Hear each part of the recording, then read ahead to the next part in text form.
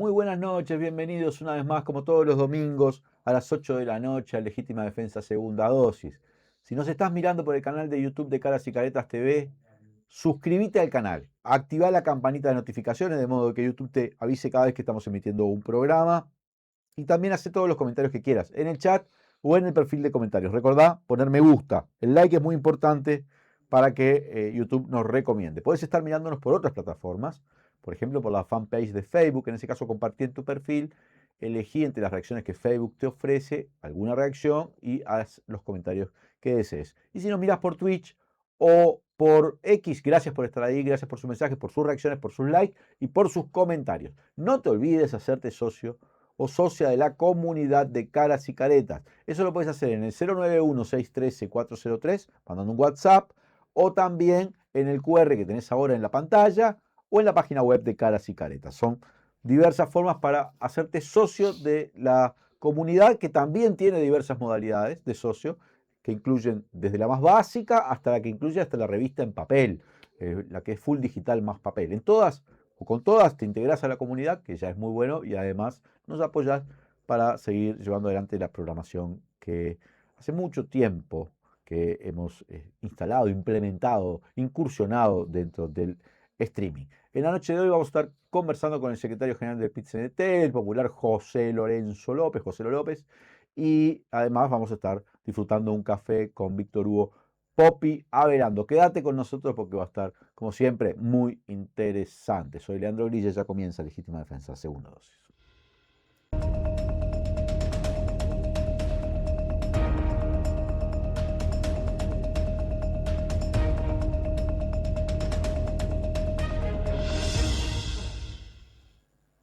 Volvemos con Legítima Defensa, segunda dosis. Gracias a todos y todas los que nos están acompañando. Vayan sumando, se vayan poniendo like, vayan escribiendo también desde donde nos están acompañando en esta noche. Tengo el gusto de recibir en el estudio a Joselo López, secretario general del PIT-CNT, histórico dirigente de COFE. Gracias, Joselo, por acompañarnos. Un gusto, como siempre, estar por acá.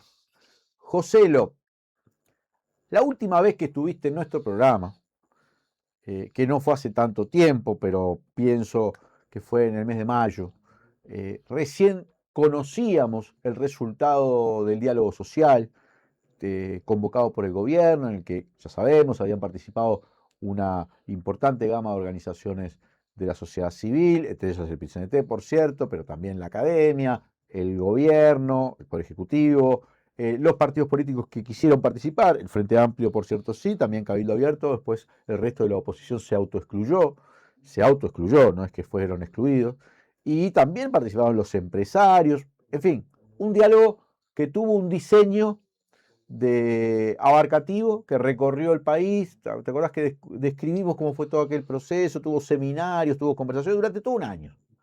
Y alcanzó una serie de acuerdos que fueron presentados a fines de abril, principios de mayo. Acuerdos que el gobierno después debía ver cómo iba a implementar, en qué tiempos, de qué manera. Algunos podían requerir ley, otros no, pero en fin.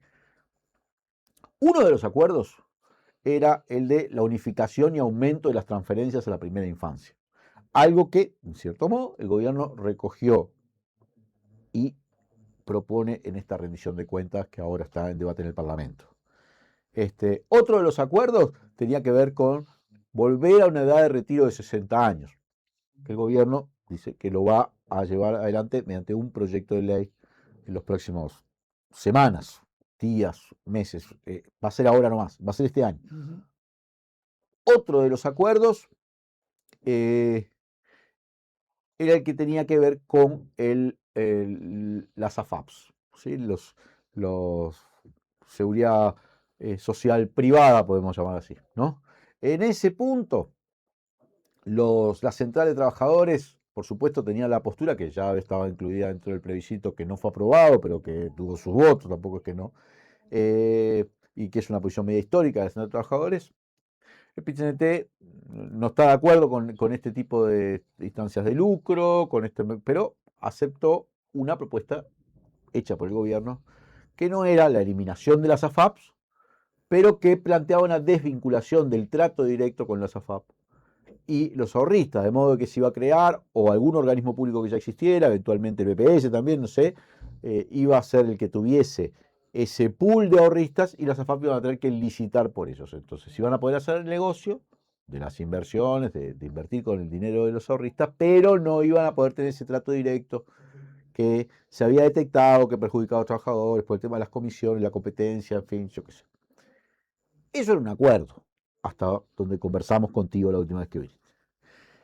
Ya en ese momento te había planteado, bueno, pero el gobierno empezó un diálogo con las AFAP a partir de esto, que había suscitado realmente una gran controversia, las AFAP no estaban nada de acuerdo, de 60 días, se habían puesto 60 días, una conversación semanal, en principio para esclarecer lo que se había resuelto, pero finalmente de ahí emergió algo nuevo, que es que este acuerdo fue simplemente desconocido o, bueno, apartado de lo que el gobierno le comunicó a la Central de Trabajadores y comunicó públicamente la semana pasada que iba a hacer. Este punto no está. Como lo habíamos conversado vos y yo acá mismo en este estudio, y vos me dijiste aquella frase de Pepe de Lía, los acuerdos están para cumplirse, que finalmente es lo que PIT-CNT responde a esta situación con una declaración muy dura, además de una decisión de paro general parcial para el próximo 11 de agosto. Dije, bueno, vamos a invitar a Joselo, porque acá estuvimos un rato analizando este tema.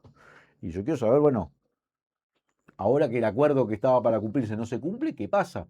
¿Cómo analizás la nueva situación que se presenta? ¿Cómo queda la relación del PIT-CNT con el gobierno y cómo sigue este tema en la discusión, ¿no?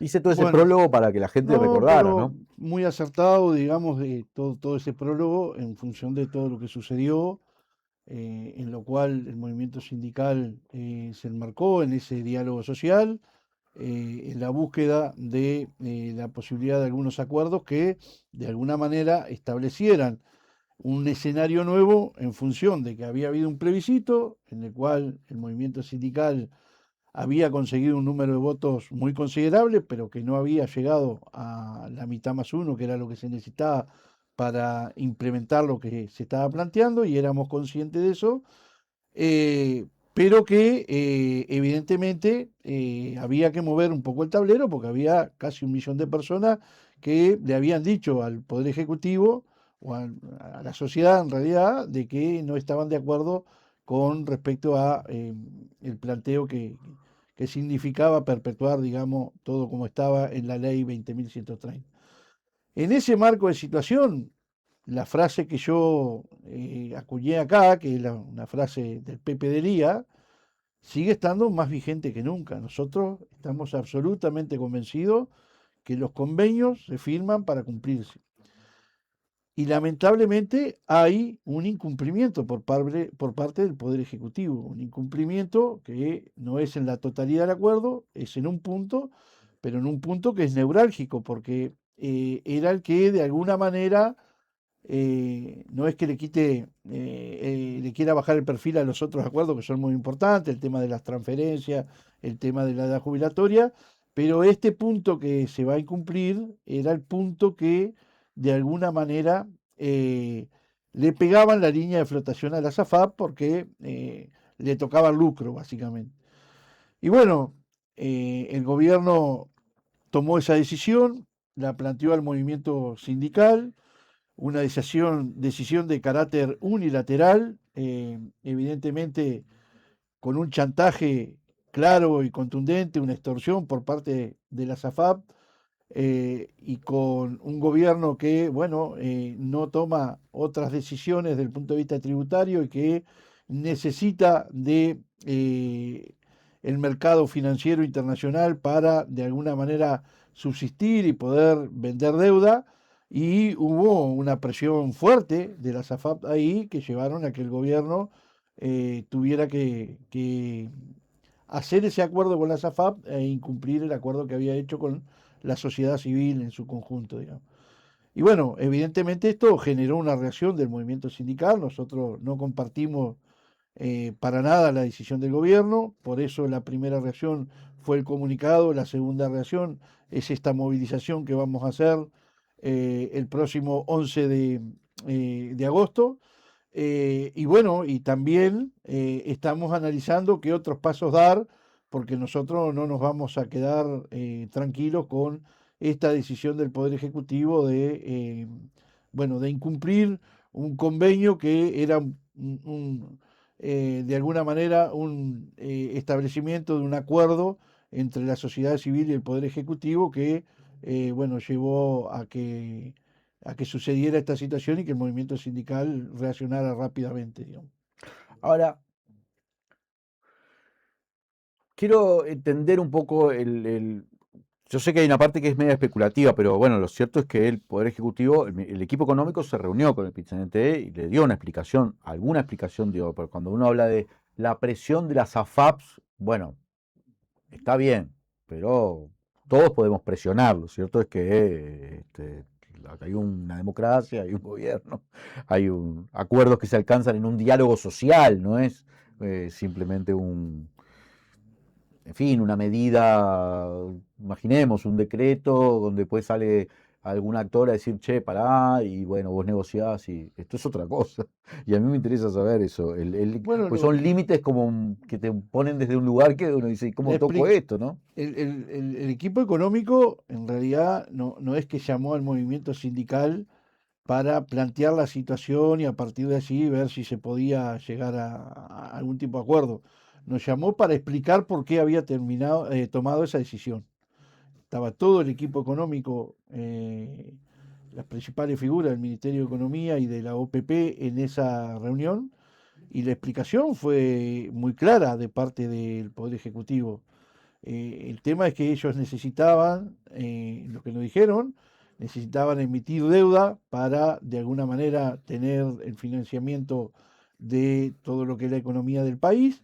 Habían hecho un par de intentos que, producto de la presión y de la extorsión de la SAFAP, que muchas veces son las que más compran este tipo de deuda, habían fracasado y se habían tenido que declarar desiertos esa colocación de bonos en el sistema financiero internacional y a partir de ahí esa presión generó que el gobierno acelerara la decisión que de alguna manera habíamos tenido información de que podía llegar a suceder y tomaron la decisión concreta, cosa que después se ratifica claramente que fue una extorsión, porque al día siguiente o en en la misma semana que nosotros tuvimos la reunión, se emiten nuevamente esos bonos y no solo se compra todo lo que había definido el gobierno, sino que había oferta por mucho más de lo que estaba definido.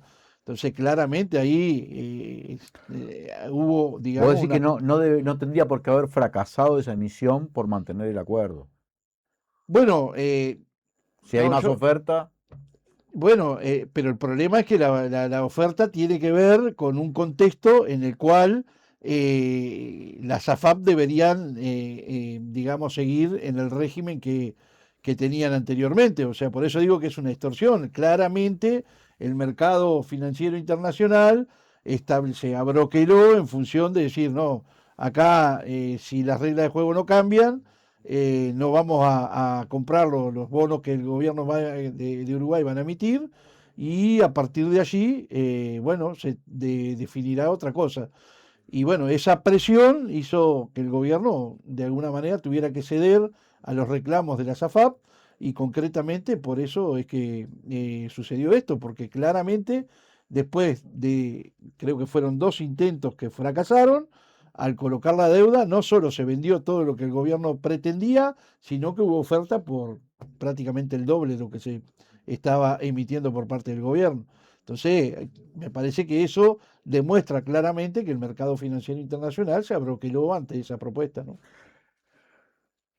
Joselo, el PIT-CNT emite una declaración con este título, esta frase tan célebre, tan importante de Pepe de Lía, tan importante además para la historia del movimiento sindical y el relacionamiento con la izquierda. Yo recuerdo que Tabaré la usaba desde su primer gobierno municipal, ¿no? Eh, y después el jueves la mesa representativa incluso da un paso más, entiendo yo, que no solo por este tema, pero también por Ujú. este tema, o en este contexto, definiendo un paro general parcial para el próximo 11. ¿Cómo queda el relacionamiento entre la central y el gobierno? ¿Te parece que esto afecta Orada? Porque no es lo mismo un desacuerdo que un incumplimiento, entonces quiero saber cómo lo ves. Bueno, yo creo que sí, que afecta el relacionamiento, ¿no? Porque uno cuando va a negociar, cuando en cualquier instancia, tanto en los consejos de salario, en la negociación colectiva del sector público, en los intercambios que hay con el Poder Ejecutivo, intenta ir, y así lo expresan las leyes que regulan la negociación colectiva, de buena fe. Y cuando uno llega a acuerdo, lo que pretende es que se cumplan. Es más, normalmente terminamos hasta firmando cláusulas de prevención de conflicto o cláusulas de paz, como normalmente se le llama, para que se cumpla lo que está establecido en los convenios o en las negociaciones que se realizan. Por lo tanto, el tema de la confianza queda un poco diluida en función de que si vos llegás a un acuerdo y después no se cumple, evidentemente hay una situación compleja. Por más que las explicaciones que intenten darte tengan contundencia desde el punto de vista técnico, lo cierto es que si el gobierno no tenía claro que esto se podía cumplir, lo que tendría que haber hecho es no avanzar en esa dirección y en todo caso comprarse el lío antes y no después de Porque fue una haber propuesta firmado, ¿no? que fue una propuesta hecha por el gobierno dentro del diálogo social Exacto. Sí, y construida, digamos, en el propio y en el diálogo, propio ¿no? diálogo. Pero sí, o sea, hubo Porque es una intercambios. inconsistencia del gobierno, porque el diálogo lo condujo la OPP y esto no sabemos. Bueno, a ver, Es esto especulativo, claro. corre por cuenta propia y no quiero, porque no es una cuestión que hayamos discutido en los ámbitos orgánicos del PCNT, pero está claro que este gobierno no lo caracteriza la prolijidad, ¿no? Entonces yo no sé cómo fueron las comunicaciones entre el propio gobierno, si estaban todos los avales para avanzar en esta dirección. Nosotros suponemos que sí, porque si hay una representación del gobierno en determinados ámbitos, estamos negociando con el gobierno, vaya quien vaya, el que vaya el gobierno. Y bueno, ahí no sé qué pasó. Entonces, estos avances, porque aparte, digamos, el acuerdo después fue ratificado por una conferencia de prensa del propio presidente de la República, ¿no? Que hizo mención a lo que se había acordado ahí. Entonces, el gobierno es el gobierno. Evidentemente, ahí hay algunas cuestiones que no cierran y que, desde mi punto de vista, son parte de algunas desprolijidades que ha tenido el gobierno en el marco del relacionamiento, no solo con el movimiento sindical, pero particularmente con el movimiento sindical. Eh, Joselo, este 11, cuando sea el paro general parcial con movilización, ¿ustedes ya tienen definido cómo va a ser el planteo? ¿Qué le quieren plantear al Poder Ejecutivo, en este caso, al gobierno, al equipo económico, a estrategias para conversar esto, salidas? O sea, ¿tienen todavía expectativas de que se reconsidere, que se rectifique esto? Bueno, este paro que se votó en la última mesa representativa, en realidad se venía Conversando ya. conversando, discutiendo, se había bajado la propuesta hacia los sindicatos para justamente definir en la mesa representativa, básicamente con dos puntos, que era el tema de la negociación colectiva, los consejos de salario de la actividad privada, donde hay sectores importantes, entre ellos el sindicato, uno de los sindicatos más grandes que tiene el PCNT, que es el sindicato de la construcción, bueno, que estaba en plena negociación y que, bueno, desde ese punto de vista, los planteos que ha colocado el movimiento sindical en su agenda, fundamentalmente el que tiene que ver con la Estrategia Nacional para el Desarrollo y la posibilidad de la reducción de todo lo que tiene que ver con la carga horaria sin pérdida de salario, eran elementos que iban a estar destacados dentro de la plataforma de ese paro. Y por otro lado, todo lo referente a la rendición de cuentas, una rendición de cuentas que claramente, lo hemos dicho, prioriza de alguna manera determinadas cuestiones que el Poder Ejecutivo ha entendido que son importantes para desarrollar en este gobierno. Nosotros queremos decirlo claramente, nosotros compartimos las prioridades definidas del gobierno, lo del aumento de las transferencias, eso estaba en el diálogo social, lo de el aumento y la unificación de las transferencias, también el tema de la situación de calle, el tema de la seguridad, el tema de la educación, eran cuestiones que nosotros entendíamos. Ahora, claramente lo que no compartimos es cómo se va a financiar eso, porque nuevamente se financia en función de la variable de ajuste va a ser el trabajo. Y lo que hace el gobierno es eliminar cargos vacantes de la administración central para poder sostener el financiamiento de estas cuestiones, cuando ha descartado, digamos, la posibilidad de ir por otro camino que podría llegar a ser el tema de el planteo que ha hecho el PCNT del 1% al 1% más rico, o algún otro retoque desde el punto de vista de lo que tiene que ver con la carga tributaria. En esa eliminación de vacantes, perdóname que Sí, te detenga en este punto, porque he visto ya, por ejemplo, mucha preocupación en el sector de la investigación científica por las vacantes del Clemente Estable. Es un sector además que tiene como por lo menos para el Frente Amplio, un sentido estratégico para todo el sistema político, el tema de la educación, la ciencia. Y bueno, se han hecho sentir, diciendo, bueno, es un montón de vacantes ahí, pero además de estas que han tenido, han cobrado un espacio público un poco más, ¿cuáles son las otras vacantes? Yo muchas veces he discutido acá con las empresas públicas, pero bueno, están dentro de los organismos del 220, ¿no? sí. ¿Cuáles son las otras vacantes que a ustedes les preocupan? Porque puede ser lugares donde nunca se llama, no sé. Mirá, el gobierno con esto establece más de 890 millones de pesos Sí. de recorte en cargos vacantes. Eh, Más otros 430 y pico de millones que salen de gastos de funcionamiento. Por eso yo te decía que la gran mayoría del financiamiento para las prioridades del gobierno que nosotros compartimos surgen de recorte vacante, especialmente en la administración central. Dentro de esas vacantes están las de Clemente Estable, atraviesan todos los ministerios, ¿no? Ujú. Todos los ministerios.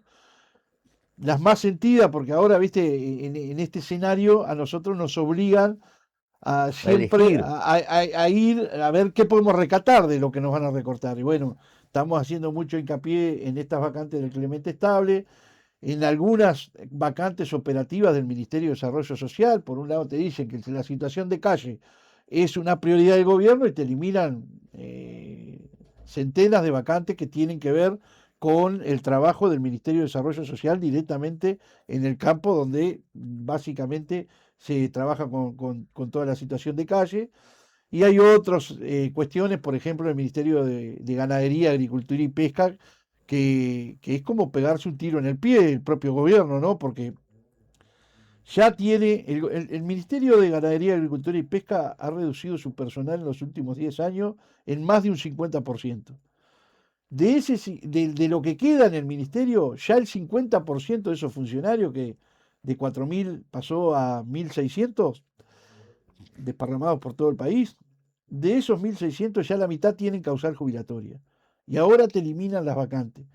Eh, el Ministerio de Ganadería, digo esto para la población que no Sí, yo tiene por vengo qué entender. conversando con los compañeros del Ministerio de Ganadería desde el gobierno de la calle, Sí, porque sí, ya con el claro. decreto ese Teníamos dificultades muchas fuertes. dificultades, porque hay un ministerio que tiene un funcionariado como muy envejecido en relación con Claro. otros, entonces, Entonces, ahí, ¿por qué es importante el tema del Ministerio de Ganadería, Agricultura y Pesca? Porque de ahí, básicamente, los controles para todas las exportaciones, que son los que le dan divisas para la economía del país, pasan por ahí, la sanidad animal, todo lo que tiene que ver con las fronteras, cuestiones que son absolutamente primordiales, digamos, los controles del Ministerio de Ganadería, Agricultura y Pesca, y después todo lo que tiene que ver con las plagas, el picudo rojo, la garrapata, las situaciones estas, que todo un control que tiene que hacer el Ministerio se va a quedar sin vacantes para poder hacerlo. Entonces, eh, hoy estamos en el Parlamento viendo cómo podemos, más allá del planteo general que hicimos de no estar de acuerdo con la decisión del gobierno, cómo podemos evitar, digamos, que se profundice y que estas cuestiones las podamos recatar para que tanto la investigación en el Clemente Estable como el trabajo de campo en el Ministerio de Desarrollo Social, como todo el tema de los controles del Ministerio de Ganadería, Agricultura y Pesca no se vean afectados por este recorte de vacantes del Poder Ejecutivo. tenemos entonces estos como dos puntos grandes que tienen que ver con el financiamiento de la rendición y además con el tema de la Esto seguridad era lo- social, ¿no? Estos eran los dos puntos que ¿Qué están? nosotros veníamos trabajando para el paro general Sí. antes de que surgiera esto de la seguridad social. La negociación colectiva del sector privado por un lado, la rendición de cuentas por otro. Cuando cae todo este tema de la seguridad social, evidentemente Se sumó como gran puma. toma un aspecto relevante de lo que va a ser esa movilización y va a estar muy presente en el discurso de los compañeros que vayan a hablar en representación del PCNT el día de la movilización, ¿no? Con respecto a las otras cosas que sí se anuncian, como por ejemplo el retiro de los 60 años, porque te acordás que en el diálogo social se había acordado como un procedimiento donde el tercio de trabajadores que están en situación más complicada podría retirar a los 60, nunca en peores condiciones de la ley anterior a la Exacto. 20.130. Yo sé que a la En gente le algunos puede, casos con alguna mejora. a la gente le puede sonar como rebuscado, pero eso significa jubilarse mejor Ujú. incluso que antes de la reforma de la calle Pou. Exacto, exacto. Muy bueno. Pero en los otros 2/3 hay como un componente de incentivo negativo. Exacto. Entonces te podés ir con una tasa de reemplazo media jodida. Tal cual, tal cual. Entonces, yo quiero saber eso, ¿cómo lo ven ustedes eso? Yo sé que Bueno, eso se había un fue poco parte de acordado. ese acuerdo. Fue parte de ese Y acuerdo. ahora esto y según- renegocia todos los acuerdos, ¿cómo funciona? Bueno, no, en principio nosotros pretendemos mantenerlo y en las conversaciones que hemos tenido con el Poder Ejecutivo, eso se mantendría y de hecho hay un compromiso de que en este trimestre, en el tercer trimestre del año, digamos, el Poder Ejecutivo va a enviar el Claro, proyecto el ministro Juan Castillo dijo, se Sí, va a enviar. se va a enviar el proyecto al Parlamento. O sea que en ese marco nosotros entendemos que se va a cumplir con ese acuerdo que exactamente es eso. O sea, hay un tercio de trabajadores que son los más vulnerables que van a tener las mismas o mejores condiciones que antes de la reforma y se van a poder jubilar a los 60 años. El resto de los trabajadores tendrá la posibilidad de jubilarse a los 60 años, pero con incentivo negativo. O sea, la tasa de reemplazo sería menor en caso de jubilarse, pero la posibilidad la van a tener, digamos. José, lo hacemos una pausa y seguimos conversando. ¿Cómo no? Vamos a un corte y ya volvemos. ¿Sabías que Graciela Rodríguez compra en VSUR? ¿Pueden creer? Me contrataron de influencer de VSUR porque soy clienta. Sí, en serio. ¿Clienta? Posta. Me pidieron que muestre cosas de mi vida cotidiana. Y además quiere que les muestre algunas de mis rutinas de belleza favoritas. Y no me pierdo venir a los supers de VSUR. ¿Sabes por qué? Porque amo los carritos. Los amo, los amo. Y yo, Fernando Tetes, también soy cliente y te los recomiendo.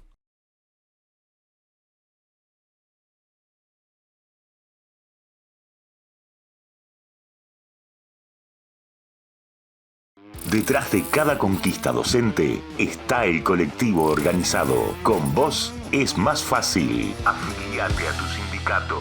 FENAPES se mueve. Si buscas un servicio diferente para tu auto, venite a Luco, que estamos festejando 40 años. Para rodar, para viajar, hacele a tu auto un chequeo total. Son 40 años brindando calidad, el mejor servicio que vas a encontrar. Venite a Luco, te queremos brindar. Venite a Luco, la mayor confianza y seguridad. Luco Neumáticos, festejando 40 años en Rodó y Polié. No maten a la UTE. ¿Quién pone el precio a la energía en Uruguay? Mientras UPM cobra $76 el megawatt hora, multinacionales como GEF Global pretenden pagarnos solo 40. La firma de contrato para el hidrógeno verde generará enormes pérdidas. Las empresas públicas son del pueblo y es necesario que el pueblo las defienda. La energía es un derecho. Comprometidos con nuestra historia. AUTE, PIT, CNT. Éramos tan progres, muchísimo más progres, progres en los progres.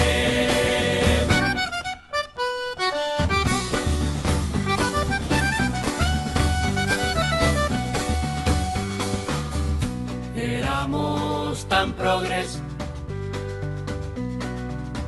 muchísimo más progres, los reyes de los progres. AFUTU defiende la enseñanza técnica, porque el AUTU es clave para una estrategia nacional de desarrollo, porque más presupuesto para la educación técnica es apostar al futuro. Reclamamos el 6+1% para la educación y grabar al 1% más rico para erradicar la pobreza infantil. AFUTU, PIT, CNT. Volvemos con Legítima Defensa, segunda dosis. Gracias a todos y todas los que nos están acompañando. Seguimos conversando con el secretario general del PIT-CNT, José Lorenzo López. José, bueno, veníamos conversando sobre cómo quedó esta situación, que es más que una rispidez con el Poder Ejecutivo, pero bueno, el resto de los acuerdos, en principio, el Poder Ejecutivo ha garantizado que se irían cumpliendo, algunos con diferentes tiempos. Es muy abarcativo el diálogo social y además hay algunos puntos que los pasaron para la estrategia nacional, la discusión sobre la Estrategia Nacional de Desarrollo, entre ellos el tema del financiamiento. Me importa mucho este tema porque yo interpreté, quizá fue una interpretación, ¿no? Una interpretación nada más, pero el año pasado, cuando la central presentó, incluso en el Paraninfo, todo este esquema técnico sobre lo que se ha dado a conocer como el 1% al 1% o el impuesto como sobretasa del patrimonio a los sectores que tienen más patrimonio, sobre todo patrimonio improductivo, ¿no? Bueno, el gobierno cerró esa discusión, pero bueno, eso fue creciendo, incluso en sectores del Frente Amplio, en fin. Y este año yo la discusión no la había visto tan presente, y entonces me había dado la impresión un poco que, bueno, capaz que con estos diálogos sociales, con estos resultados del diálogo social, los trabajadores dicen, bueno, vamos a dar esta oportunidad de avanzar en este camino, pero ahora sin esto.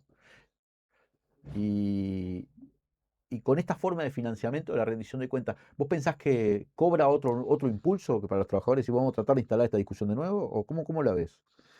Estoy haciendo muchas lecturas, vos trato de hacer una lectura de las cosas que pasan. Sí, estamos en plena discusión nosotros también, porque evidentemente al haber pasado esto, donde hay un incumplimiento del Poder Ejecutivo con los acuerdos que se habían llegado, legítimamente hubo compañeros que hasta plantearon la posibilidad de si era válido seguir en los ámbitos de diálogo social con el Poder Ejecutivo, ¿no? Entre otras cosas, de la Estrategia Nacional para el Desarrollo. ¿Han pensado quizá en retirarse? Y bueno, ¿Está en la mesa eso? hay compañeros que lo han planteado.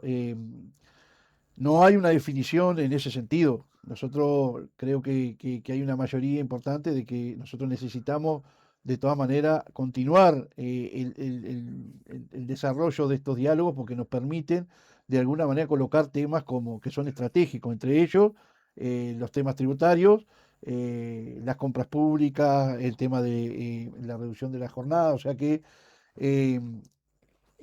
nosotros creo que hay una mayoría dentro del PIT-CNT que entiende que hay que continuar por ese camino, pero también es cierto que cuando pasan estas cosas se abre una caja de Pandora, que es legítimo que haya trabajadores que entiendan de que si es propicio continuar con estos diálogos sociales que se han colocado, digamos, desde el punto de vista de los acuerdos que se han generado con el gobierno.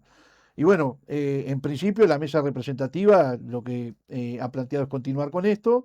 Nosotros estamos preparados para ir a esos ámbitos a colocar en debate y todas las cuestiones que el movimiento sindical ha planteado y están en la agenda pública.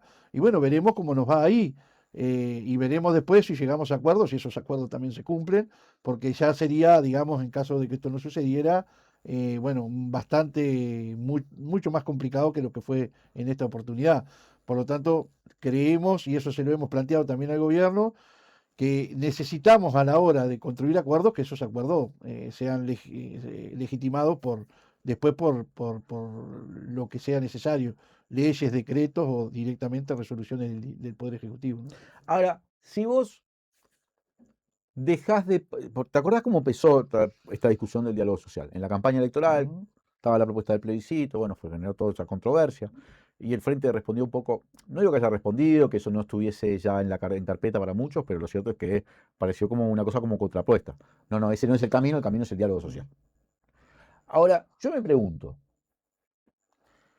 si el diálogo social tiene los límites de la presión del mercado financiero, de la SAFAP, de la mar en coche, de Estados Unidos, de lo que sea. Y entonces pasa a ser muy lógico para el movimiento social decir, bueno, si vos no podés porque entonces me tengo que mover por la vía de la iniciativa popular. plebiscitario, por más que te enojes, por más que la propuesta no sea la más redonda, es la forma en que tiene el pueblo de cambiar esto, porque la otra, y está limitada, ¿no? Está muy limitada. Está limitada al punto de que se puede incumplir un diálogo. Te pregunto, esto es una pregunta. Bueno, sí. ¿Cómo discutís eso? Porque también había generado una gran discusión si hacer o no un plebiscito en el seno del PIT-CNT. Pero esto hay un Lo que elemento. pasa que uno, cuando suceden estas cosas y cuando se generan estas frustraciones, reflota, digamos, cuestiones que pueden ser herramientas que te conduzcan a algo más contundente. Pero lo cierto es también de que los plebiscitos que hemos impulsado no nos ha ido del todo bien. Ni del todo mal, porque no siempre Bueno, ganar es la única forma, ¿no? Bueno, Casi un pero millón de votos tuvo esto. casi 1 millón de votos, pero no se consiguió el objetivo. Es cierto. Entonces, eso también hay que ponerlo arriba de la balanza. Y cuando se toman decisiones, normalmente los plebiscitos que se han ganado en nuestro país no han sido plebiscitos que han tenido un fuerte apoyo e impulso del campo popular, una, digamos, básicamente una visión concordante con la fuerza política que hoy está en el gobierno, y se ha necesitado algo más siempre, ¿no? Me acuerdo el de las empresas públicas, algún otro, siempre se ha necesitado algo más. Entonces, no es una cosa que realmente nos haya ido del todo bien. Es cierto que tampoco nos fue del todo mal. Este último plebiscito de la reforma de la seguridad social, el impulso tuvo, digamos, una buena cantidad de votos que... Pero vos te notaste que hay un montón de gente, o sea, no es instigar esto, es un montón de gente que dijo, frente amplistas, por ejemplo, no le voy a votar el plebiscito, que además tiene problemas de diseño, creo que eso podíamos concordar todos en que había cosas que por lo menos eran mejorables, porque el gobierno va a ser del Frente Amplio y se va a hacer un diálogo social y vamos a llegar a determinadas cosas sin la necesidad de hacer esto. Y bueno, pero no. Entonces, ese mismo Frente Amplista te puede decir hoy, capaz que sí, que tenía que haber votado, porque si no, no se llega. Probablemente, sí, probablemente Estas sí. cosas me parece que Porque juegan para los dos lados, no es solo para... Y también uno ve en las encuestas que se han publicado que hay muchos frente amplistas que no están del todo conformes con cómo se viene manejando el gobierno. Entonces, sí, todo es discutible y me parece que es válido poder analizarlo y bueno, y profundizar en ese debate, pero a la hora de tomar una decisión hay que ser muy consciente de cómo se tiene que llevar adelante. Y bueno, el movimiento sindical está en una situación en la cual también se está repensando en su funcionamiento interno y bueno, por ahora no está establecido una situación de esta característica. En no este está... periodo, vos pensás que en este periodo de gobierno, durante estos años, ¿no? Vos pensás que el PIT-CNT, ¿cómo va a abordar, si es que va a seguir abordando, el problema del lucro de las AFAP? Porque es una demanda que tiene 30 años, ¿no? Pero bueno, ahora se abrió de nuevo, se abrió y se cerró. Es una buena pregunta que no tengo una respuesta concreta. Yo creo que... porque no la veo tan clara como que, bueno, la dejamos para el costado.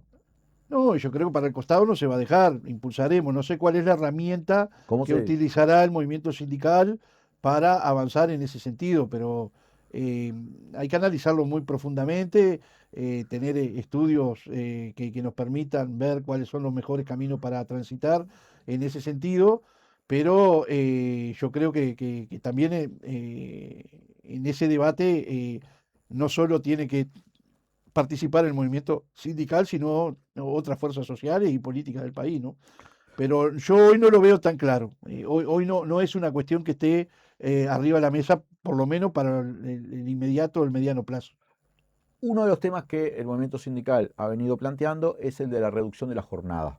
De hecho, en estos días hubo un cierto avance sectorial entre los trabajadores de la construcción y las cámaras, que después, por cierto, las cámaras revirtieron, o me parece, o sea, no parte sé, de las cámaras. Parte de las cámaras están que quieren revertirlo, pero muy interesante igual el gesto original de se puede sectorialmente ir negociando para ir bajando gradualmente. Vos me vas a decir, es el Zunca, no todos los sindicatos son el Zunca, no todos tienen el mismo peso específico, pero esto es una cosa que puso el Ministerio de Trabajo también en el Consejo Superior Tripartito, o sea, la discusión entró también por parte del gobierno. El tema de la reducción de la jornada es un tema que se viene discutiendo a nivel mundial. Hay Sí. varios países que han avanzado en este sentido. Chile por lo pronto, pero ahora podría estar Brasil, retrocediendo, ¿no? Bueno, hay en Europa varios países también. Es una cuestión que está en debate porque tiene varias aristas, porque uno lo piensa normalmente, o la gran parte de la población lo piensa desde el punto de vista de mejorar las condiciones de trabajo y la calidad de vida de los propios trabajadores, pero esto también tiene otras connotaciones que tiene que ver con todo lo que está pasando en el mundo, con las nuevas formas de trabajo, el avance tecnológico, la inteligencia artificial, elementos que hoy de alguna manera generan un sesgo en el mundo del trabajo y que se necesitan más espacio para emplear trabajadores. Entonces, es un elemento que tiene que estar de alguna manera arriba de la mesa. Y hay posibilidades de avanzar en este sentido. Ya ha habido, inclusive antes de que esto tomara el estado público que tomó, algunos gremios que han avanzado en ese sentido. Y ahora, bueno, un gremio importante como el de la construcción está negociando esto. Había habido un avance importante con la principal cámara que negocia con la construcción, que es la Cámara de la Construcción. Se habían puesto de acuerdo, después hubo ahí en las últimas horas de esta semana pasada, bueno, un chisporroteo fundamentalmente con el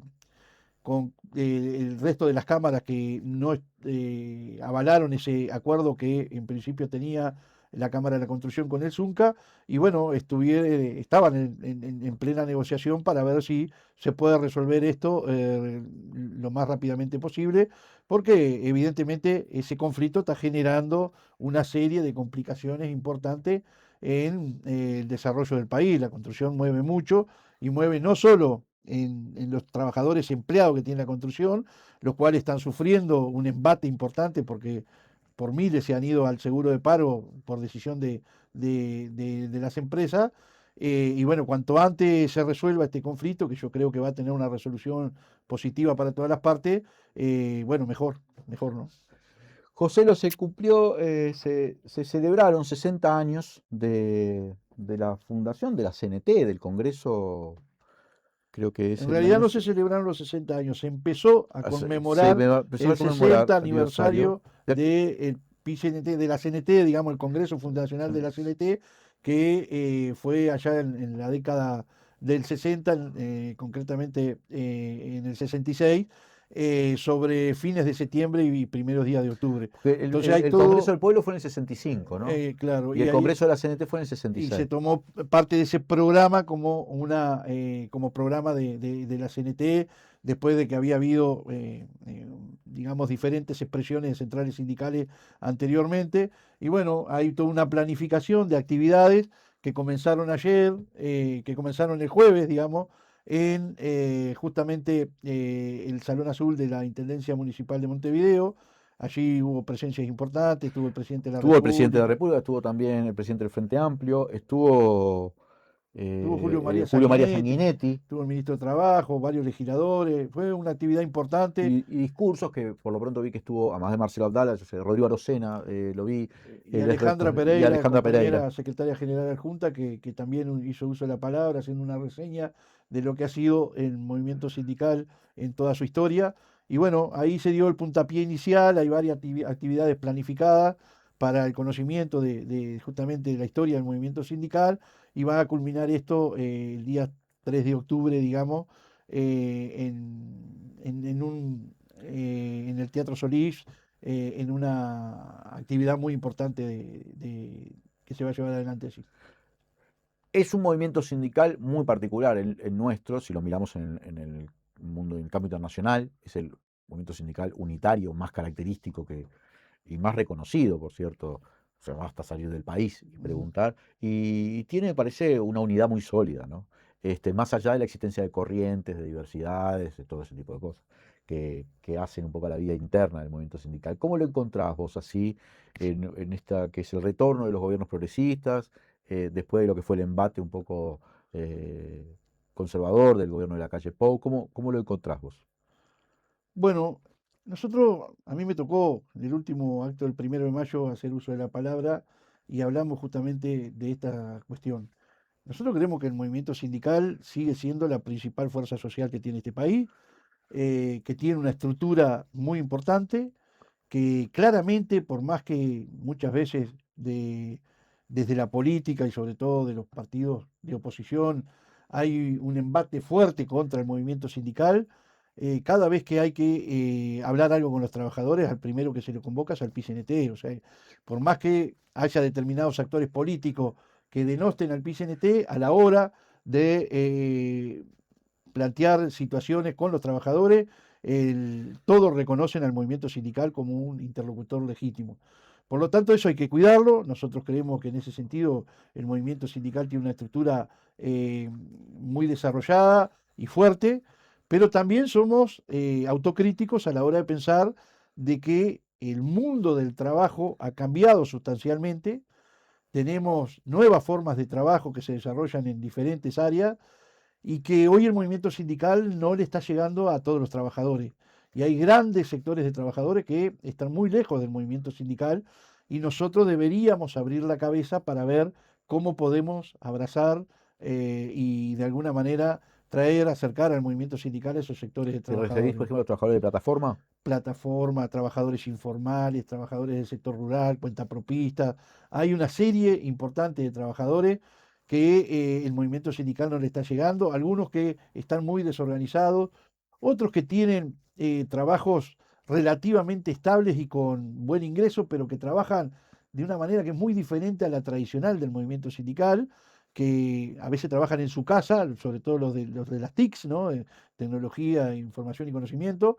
A veces trabajan para una multinacional que no saben ni quién es su patrón y que no tienen un relacionamiento, digamos, social porque trabajan desde su propia casa, pero son trabajadores, trabajadores asalariados.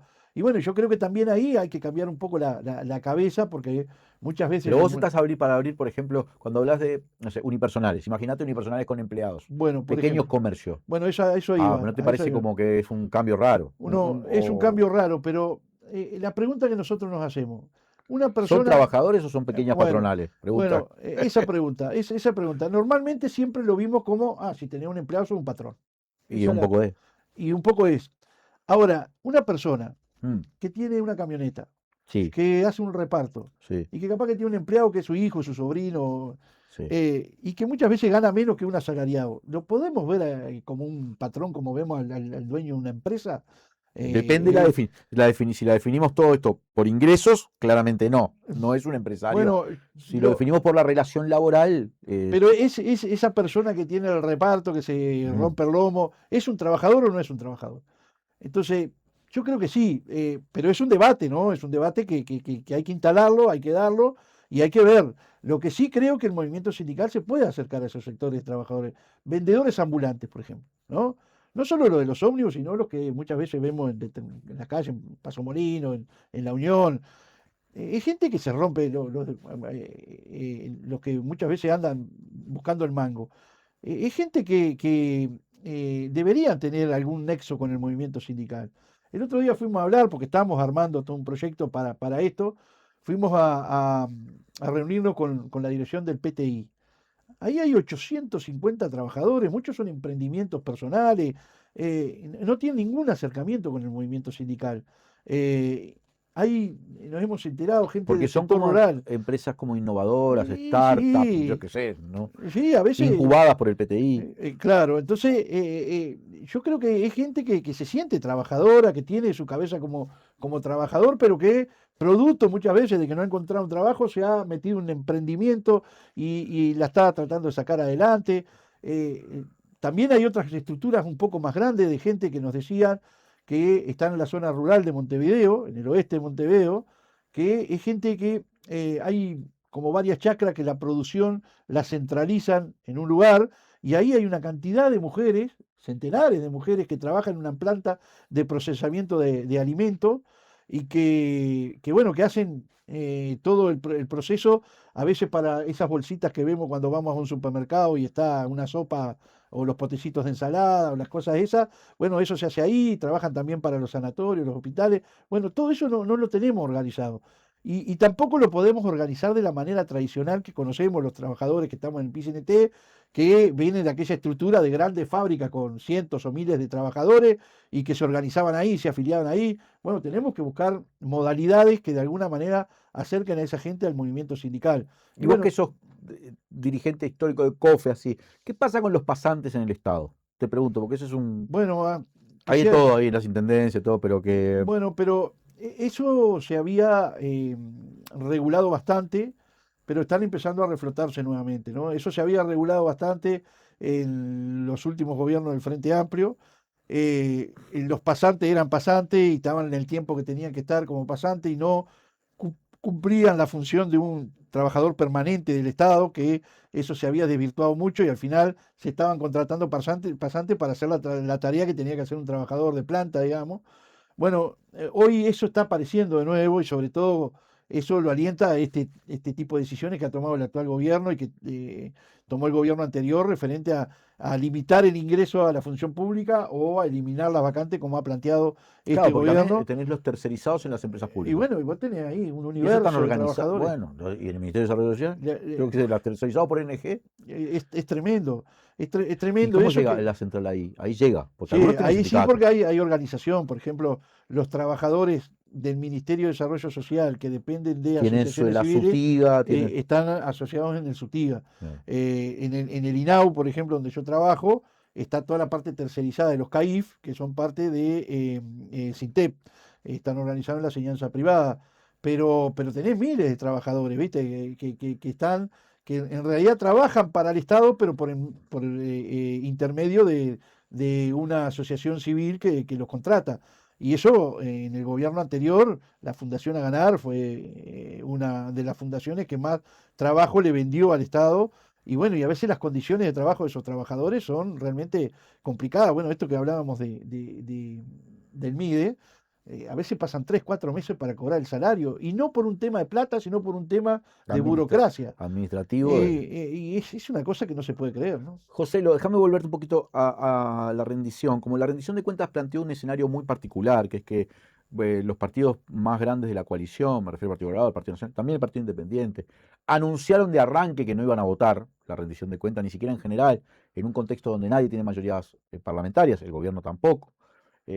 Podemos descontar, todos creemos que Cabildo daría su voto, entonces harían los votos en general, pero ¿cómo hace la Central de Trabajadores para, porque bueno, las rendiciones de cuentas siempre son un momento de más conflictividad, de más discusiones, de tira y afloje? ¿Cómo hacen para llevar adelante esos reclamos, esos que pueden tener que ver con las vacantes, con la asignación de recursos, sin saber si estarán los votos para la discusión en general? Porque podríamos quedar sin presupuesto también, ¿no? Sí. ¿No te Yo plantea creo como un que- desafío eso? Decís, ¿cómo? Primero, creo que fue una burrada terrible de la coalición republicana hacer lo que hizo, ¿no? Es más, uno Evidente meter el palo en la rueda. cuando hace la recorrida parlamentaria, que tenemos que ir a hablar con diferentes diputados de todos los partidos políticos, cuando hablamos con los de la coalición, muchos te dicen que reconocen de que no fue estratégicamente lo más correcto. En ese marco, bueno, yo creo que muchos artículos se van a votar, probablemente no haya votos para la votación en general, pero sí para la votación en particular. Evidentemente esto le dio un protagonismo a Cabildo Abierto que no sé si lo merece tener, pero que en definitiva es parte estratégica de la negociación del gobierno. Y ahí hay que ver cómo se desarrolla esto. Lo que sí, nosotros es un tema complejo, es la primera vez en muchos años que en una de las cámaras no hay mayorías parlamentarias claras, por lo tanto, conseguir los votos para determinadas cuestiones no está siendo fácil, pero bueno, nosotros estamos desde COFE recorriendo y hablando con todos los legisladores de diferentes partidos. Y bueno, en ese marco hemos visto cierta apertura para algunos de los planteos que nosotros estamos haciendo, fundamentalmente estos de las vacantes, algunos temas de derechos y alguna cosa más.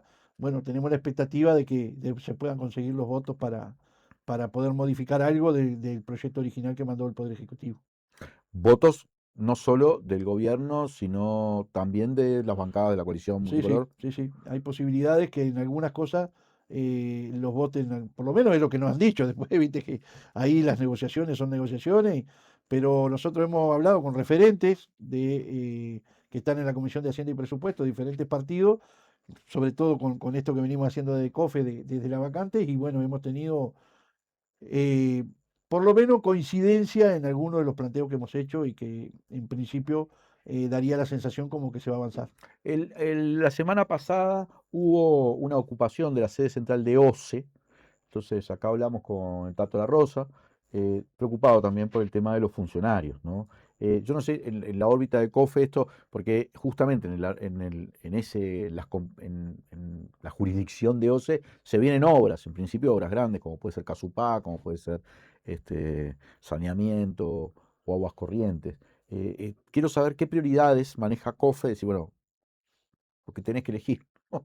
Las prioridades de los funcionarios, de las empresas públicas, de Clemente, yo sé, si ya tienen como un esquema así armado. Bueno, FOSE no es parte de COFE, ¿No? está en la mesa coordinadora de entes. Claro, están los entes, está bien. Pero sí, yo estuve participando en la negociación, ayudando a los compañeros ahí a buscar un camino y una salida, porque se había trancado fuerte, ellos habían firmado un convenio parcial, después ese convenio se siguieron con algunas medidas y eso generó que tuviera, digamos, una reacción el propio gobierno intentando echar para atrás con ese convenio. Bueno, logramos tender los puentes para que se pudieran volver a reunir antes del viernes, que era justamente cuando se vencía el plazo para la presentación del presupuesto, y el jueves de noche se llegó a un acuerdo, a un preacuerdo que lo tenía que ratificar los compañeros el viernes. Todavía no sé cómo salió eso, pero supongo que en función de que se llegó a un preacuerdo, creo que la situación ahí pudo tener un avance importante, porque era una cuestión muy compleja lo que se estaba desarrollando en una de las empresas públicas que va a tener cierto protagonismo, pero que no es de las que normalmente están más en la palestra, digamos. De los que sí integran el ámbito de COFE, ¿qué jerarquización han hecho? De decir, bueno, estos son los puntos centrales. Bueno, lo que te decía hoy, Sí. en materia de vacantes, lo de Clemente Estable, lo del Ministerio de Ganadería y lo del Ministerio de Desarrollo Social, ahí nosotros hemos puesto hincapié en buscar esas alternativas. Después estamos priorizando la regularización de algunos contratos precarios que hay en el Estado. Tenemos algunos contratos que atraviesan varios ministerios que en realidad vienen renovándose año tras año. Y bueno, nosotros pretendemos darle un corte para que puedan pasar al provisoriato y posteriormente ser presupuestados.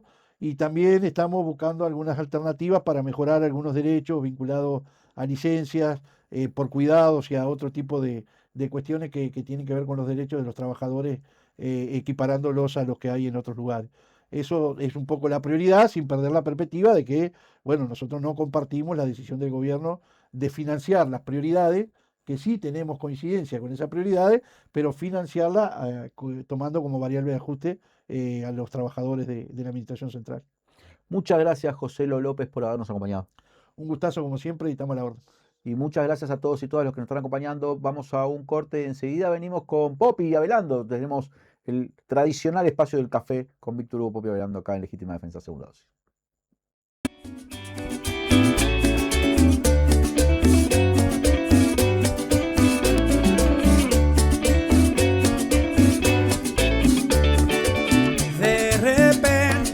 Te noté con mucho cariño, yo estaba ausente. Legítima Mañana, de lunes a viernes, de 8 a 10. Por Caras y Caretas TV.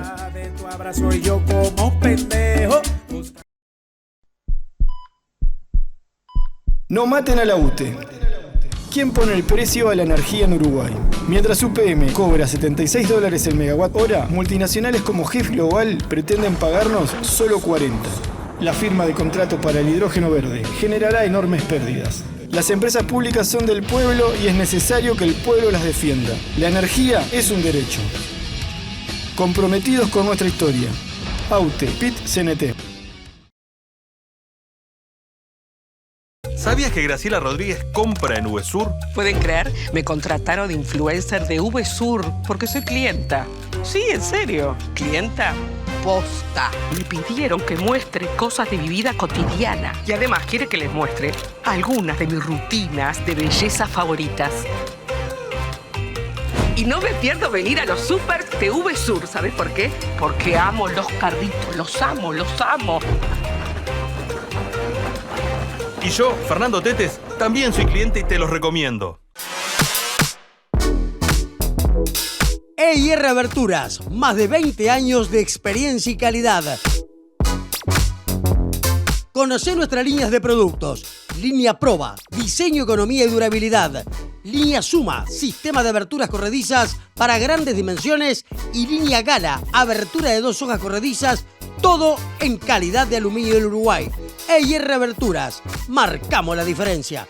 Te esperamos en la esquina de San Martín y Garibaldi o por el 094-235508. Detrás de cada conquista docente está el colectivo organizado. Con vos es más fácil. Afíliate a tu sindicato. FENAPES se mueve.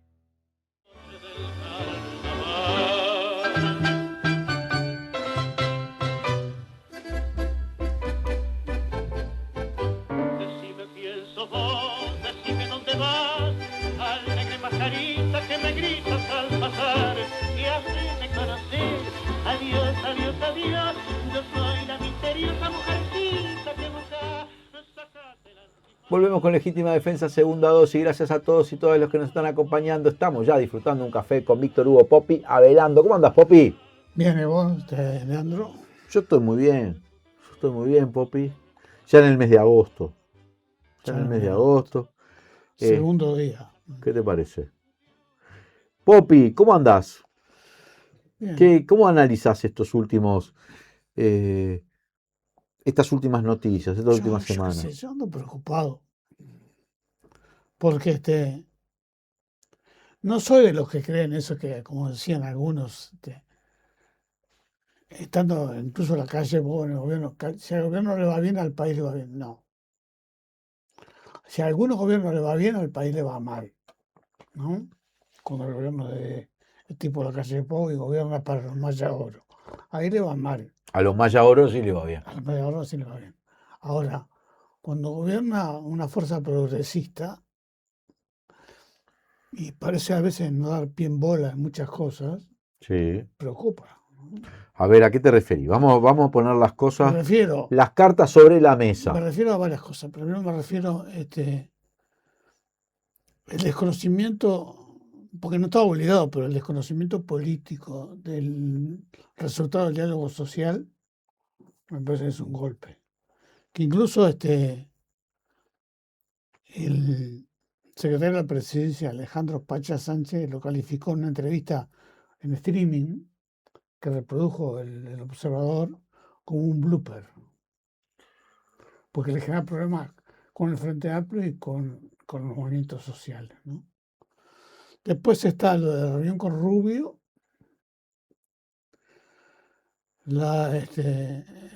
recibir a los expulsados de Estados Unidos, es que son cosas todas medio desalentadoras, ¿no? A ver, desarrollá. La última fue la de los deportados. Los deportados. Sobre todo la nota del New York Times dice, mientras Trump estrangula a Cuba, ese es el título de la nota, mientras estrangula a Cuba, Donald Trump planifica enviar los deportados cubanos a Uruguay. Pero además hay varias cosas que también preocupan, ¿no? Porque, ¿cómo nos enteramos nosotros de una conversación que viene hace meses, ¿no? Según reconoció Lubezki, ¿no? Sí. Por la prensa extranjera. Por el New York Times. Lo de Rubio, ¿cómo no sé? Yo me enteré, por lo menos yo. Aparte de lo que... Por nosotros. Claro. Y por el País de Madrid. ¿No? Por el País de Madrid nos enteramos antes de que el Departamento de Estado filtrara cuál era la foto de familia y cuáles los que habían confirmado. El País de Madrid había obtenido algunos de los que habían estado.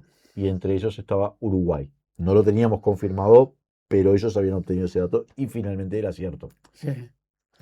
¿Sabes qué le dije eso a un legislador, senador del Frente Amplio, cuando le mostré lo del New York Times, ¿no? En tiempo real, porque yo leo esos medios también? Y dice, pará. Eso lo dice el New York Times. Vamos a ver, esperemos un poco. Y yo le digo, si vos me decís que el New York Times hace un artículo sobre Moscú, yo lo he leído, sobre China, incluso sobre Cuba, yo te digo, pará, porque puede haber operaciones. Las ha habido en la historia del New York Times. Claro. Pero ¿qué operación va a estar haciendo el New York Times con el gobierno de Uruguay? Seamos honestos, no da la sensación de que, que nosotros tengamos en este momento ni esa posición geopolítica de ruptura, ni esa importancia geopolítica como para que el New York Times fabrique una opereta donde además dice, porque la nota lo dice, que habló con funcionarios de ambos gobiernos, no es que habló con funcionarios solo de un gobierno o movió rumores de una sola parte. Incluso el New York Times dice que es un senior officer, que yo me he encargado en varios programas de traducirlo para la gente que quiero que tengan claro qué significa eso. Significa un jerarca de alto rango del Uruguay, que para mí es de viceministro para arriba, no puede ser otra cosa, que confirmó esas conversaciones y dijo que se hacían parcialmente porque Uruguay necesita trabajadores inmigrantes. Y parcialmente, la otra parte de la parcialidad, para quedar bien con Trump. O sea, esto lo dice el New York Times. Pero, es fuerte, che. Uruguay precisa trabajadores inmigrantes, me parece un argumento bastante falaz. ¿No? Sí. Porque yo no sé, el gobierno dice que se crearon 26.000 puestos de trabajo, ¿no? Sí. Y vos ves que todos los días que la Fábrica Nacional de Cerveza puede cerrar, que esto, que aquello, que lo otro, que cerraron, que los frigoríficos tienen mucha gente en seguro de paro. Que, yo qué sé, de repente pedido ya necesita para tener más delivery, ¿no? Pero me parece que no. Yo creo que es más bien lo segundo que vos decías, ¿no? Quedar bien con Trump. Bueno, lo segundo que dice el New York Times, porque después te acusan.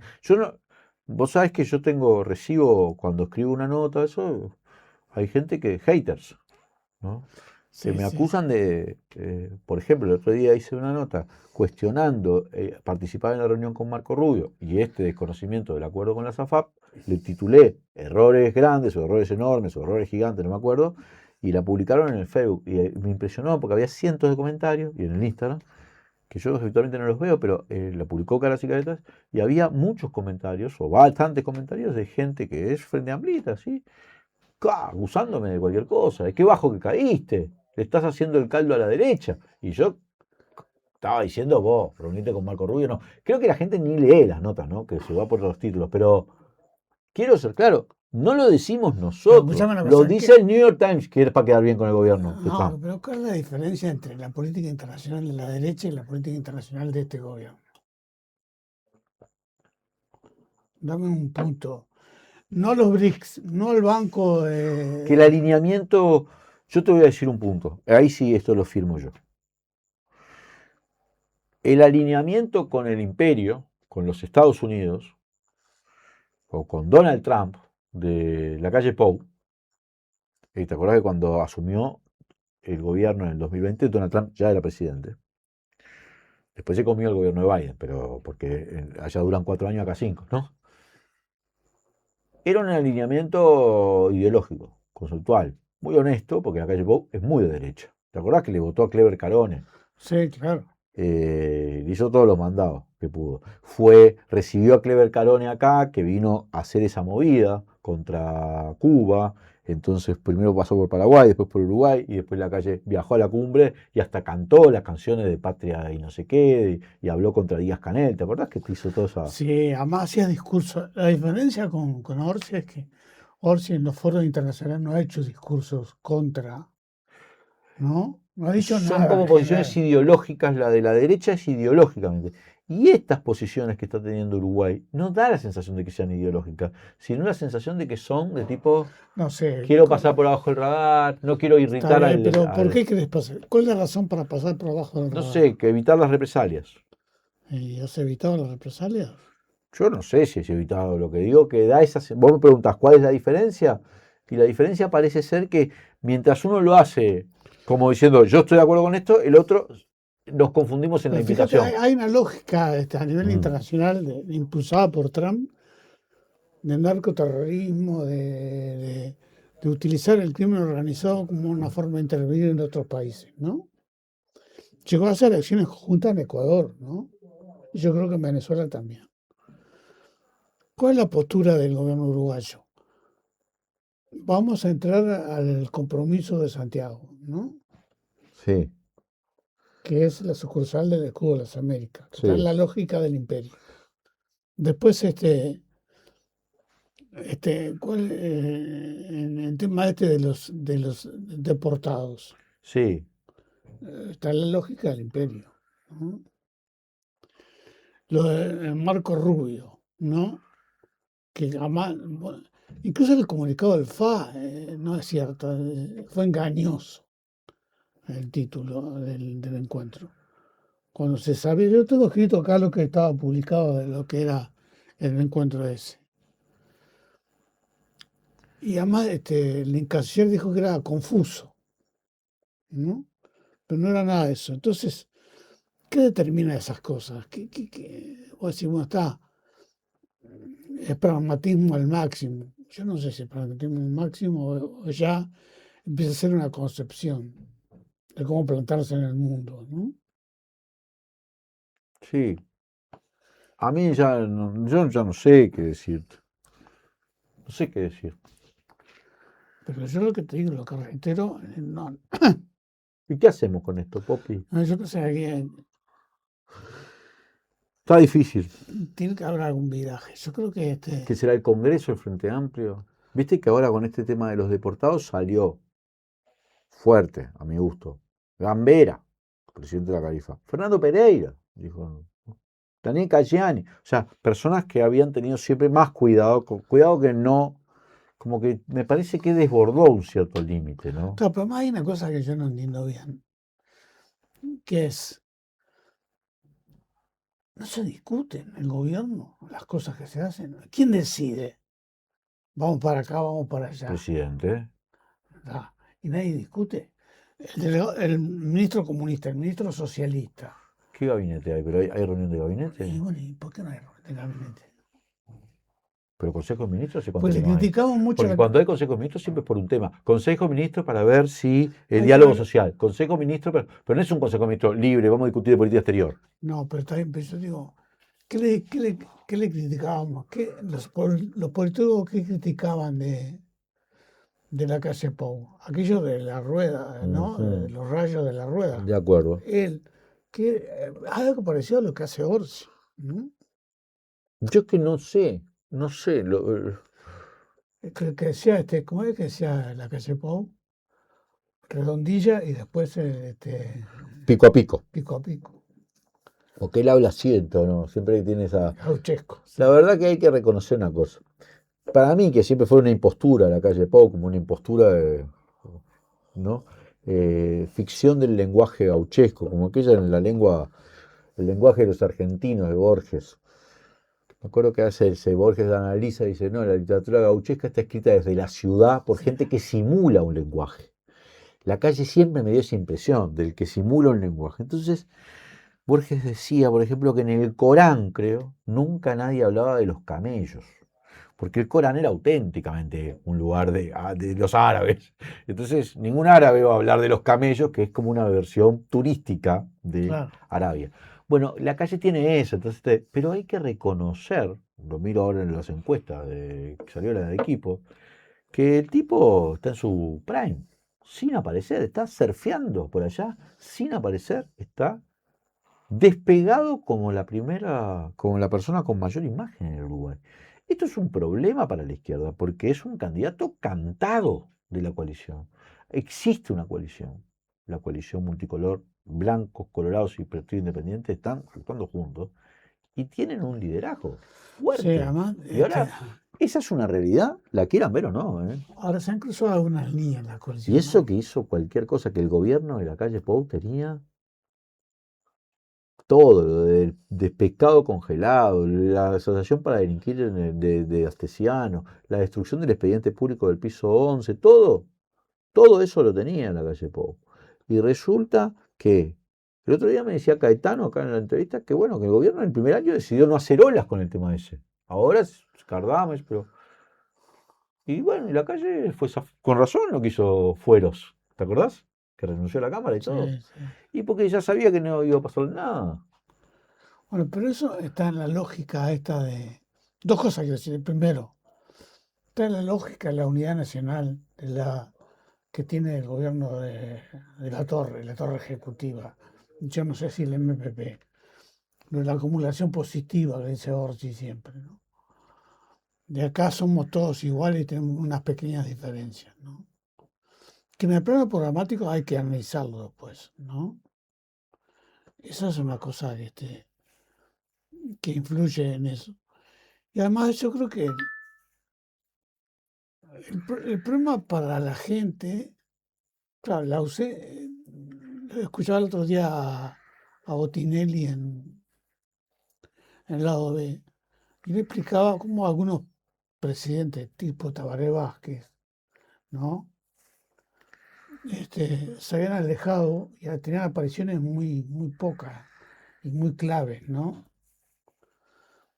Y esto es lo que estaba intentando hacer. Yo creo que tuvo una salida en falso, la calle Pou, que fue lo de Cardama. Hay que ver qué va a hacer ahora en el 90 aniversario, 190 aniversario, ¿no? Del Partido Nacional. ¿Qué va a decir? Pero además, yo te decía que hay algunos ruidos en la coalición, porque viste que Javier García planteó ir ya hacia un lema único. Hay que dejarse de joder, dijo, ¿no? Sí. Y a Borrari no le gustó mucho. Ahora, yo recordaba que el gran impulsor de todo esto fue Julio María Sanguinetti, ¿no? Que es el de las familias ideológicas. De las familias ideológicas, que en parte tiene razón. Que incluso creo que Sergio en algún momento habló de un nuevo bipartidismo, no sé si te acordás, ¿no? Entonces, ahora, lo que pasa es que electoralmente se le puede complicar, pero me parece que es claro que Uruguay está dividido en dos, ¿no? Sí. Con una izquierda o progresismo que ha seguido espacio en la batalla cultural, que ha seguido espacio. Entonces, y cuando vos ese espacio se lo gana el otro, no lo ganás vos. No es que hay, eso que hay en la neutralidad, me parece, en parte de la población no es así. Porque vos ves que la gente construye un sentido común que a veces va contra algunos principios históricos del Frente Amplio, ¿no? Que fueron los que el Frente Amplio le dio ese impulso, porque hay una cosa que hay que entender. Es cierto, la gente no lee, todo el mundo no lee los programas, ¿no? En las elecciones. Pero vos arrastrás una historia, una épica, la idea, cuando vos decís Frente Amplio, ¿qué tenía la idea de la gente? Cambio, ¿no? Transformaciones, cambios estructurales. Cuando vos pensás en Partido Nacional, ¿qué pensás? Partido conservador, que favorece a los más ricos, ¿no? Y lo mismo del Partido Colorado. Ahora, cuando esas cosas vos ves que se diluyen y fomentan la aparición fortalecen al otro, ¿no? Al contradictor, ¿no? Porque es lo que está pasando, yo qué sé. Mirá que también se nota en la izquierda social, digamos. Los sindicatos también tienen sus problemas, ¿no? A ver.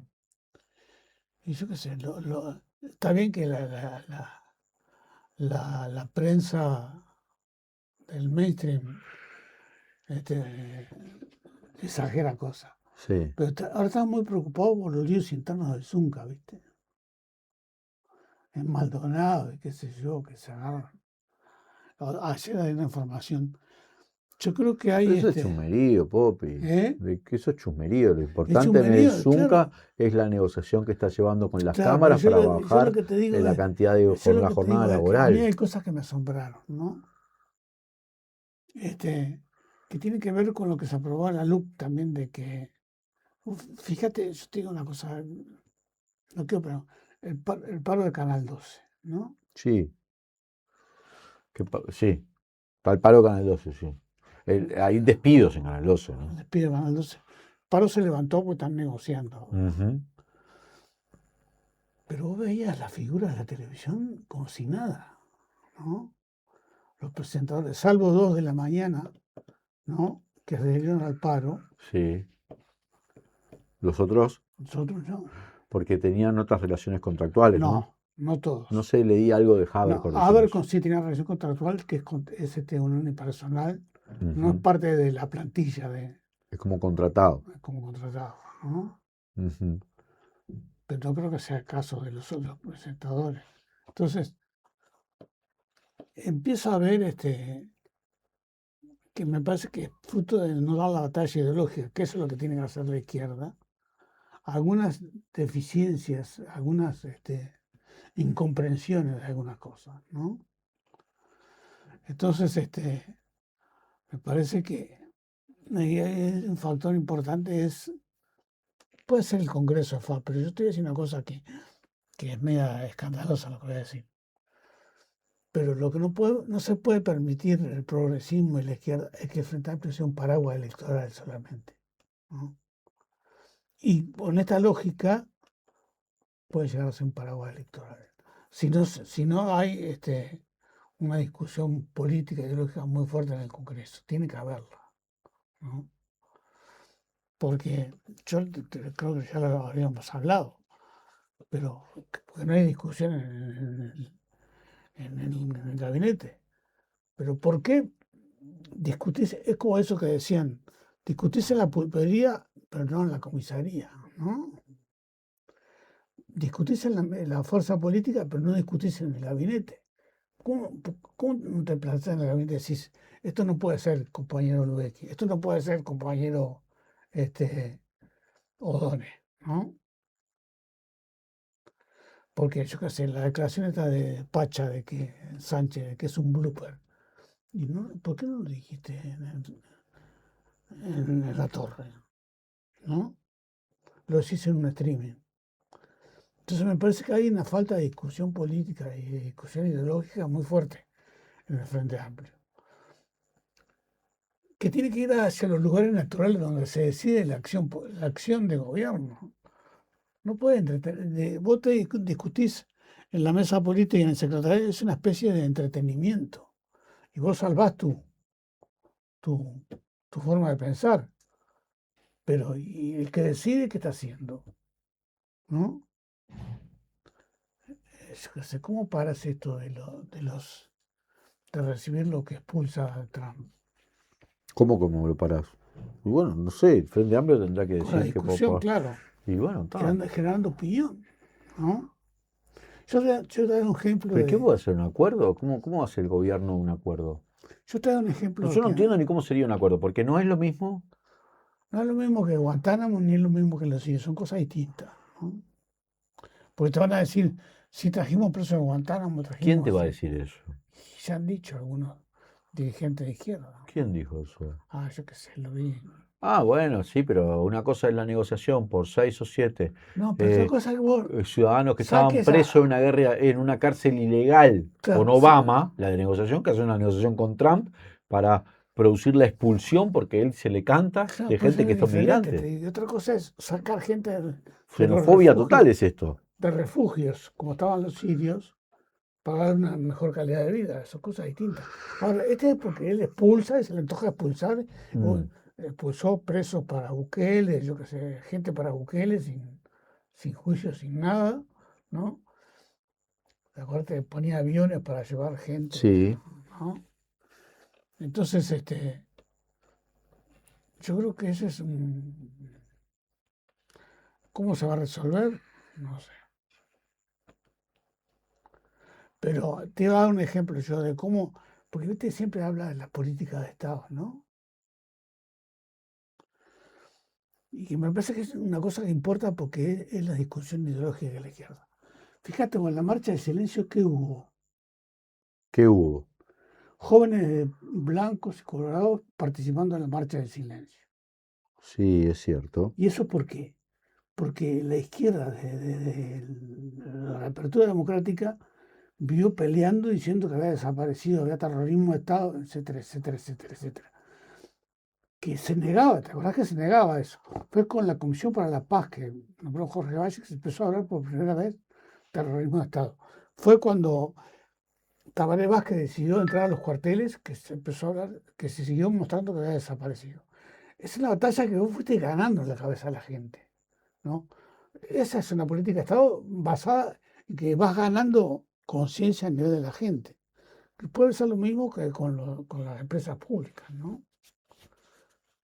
Pero después lo otro, política de Estado, donde me fui de tema, pero política de Estado donde vos cedés, y política de Estado a esta altura es, bueno, no puede haber déficit fiscal, el déficit fiscal tiene que ser de tal manera, los indicadores macroeconómicos son los que determinan todo. Pues esa es otra batalla también que tienes que dar. Hay que endeudarse para pagar el déficit fiscal. Yo te decía la vez pasada, y escuchame una cosa, ¿y por qué en lugar de endeudarse hay algunas exoneraciones tributarias, que ya dijo Donne que no se puede tocar, ¿no? Que posibilitarían no recurrir tanto a endeudamiento, ¿no?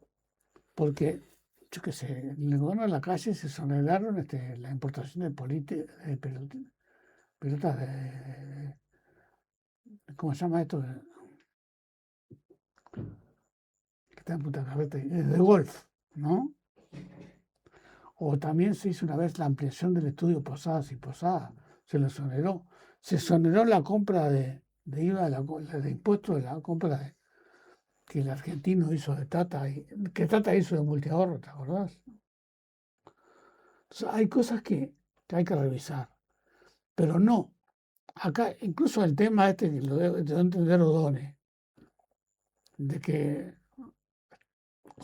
no se toca porque el capital financiero ve mal esas cosas y nos encarece el crédito. Y Uruguay emitió ahora, ¿no? A mí cuando te dicen no hay condiciones, mi pregunta es, ¿no hay condiciones circunstancialmente o no va a haber nunca condiciones? Porque es como una cosa que no queda claro en la formulación, porque las AFAP tienen 30, la ley fue en el año 96, ¿no? Sí, 30 años. 30 años. Y no hay condiciones para crear un organismo que administre intermedios. No es ni siquiera estás tocando la existencia de las AFAP.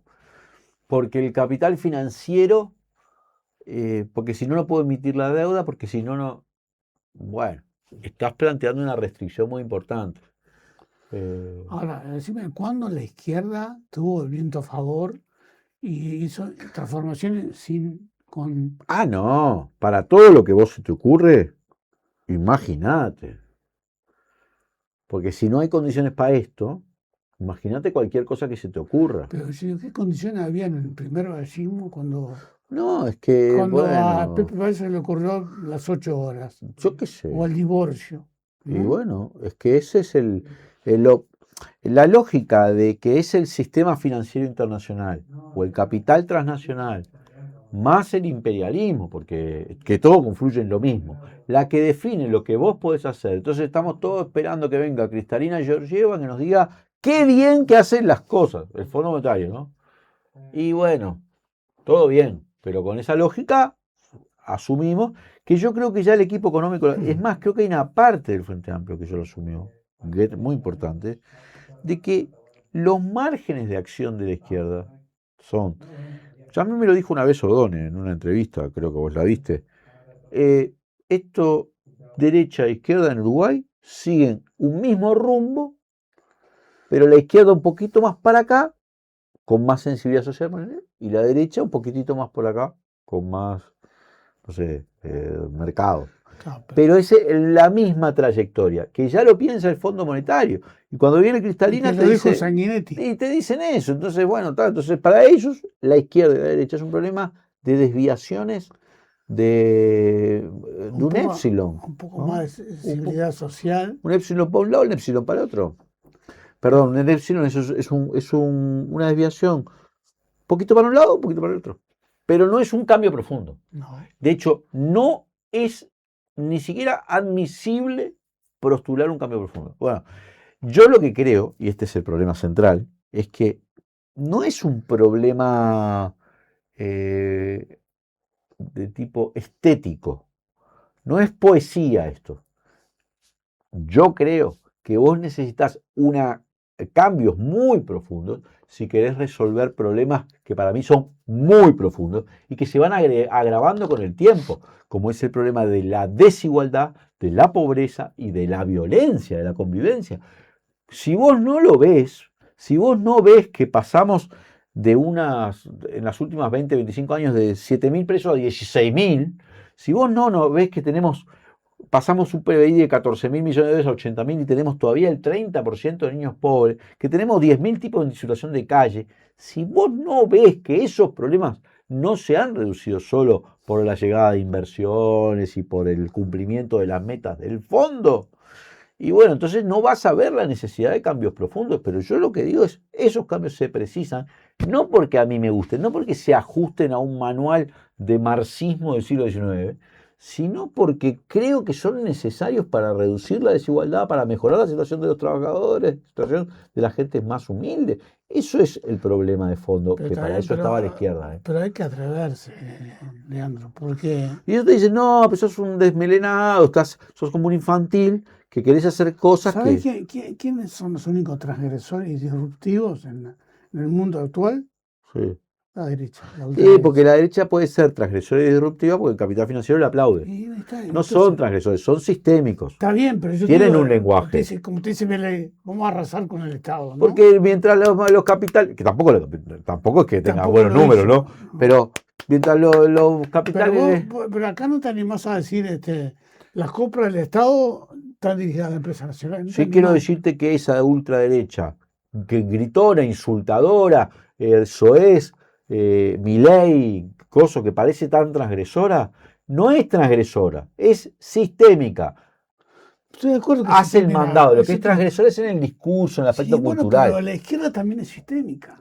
Bueno, pero lo que pasa es que es la izquierda la que tiene que plantear la transgresión en ese nivel. Mirá la paradoja, Leandro.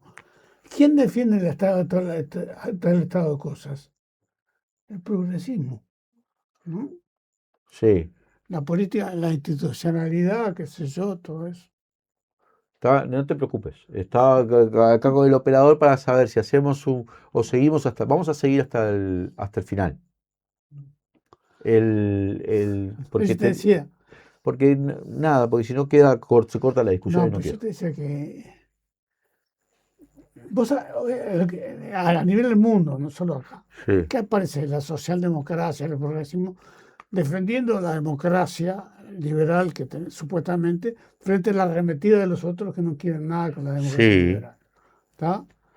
Pero no hay un pensamiento de la izquierda a nivel mundial que supere el estado actual de cosas, ¿no?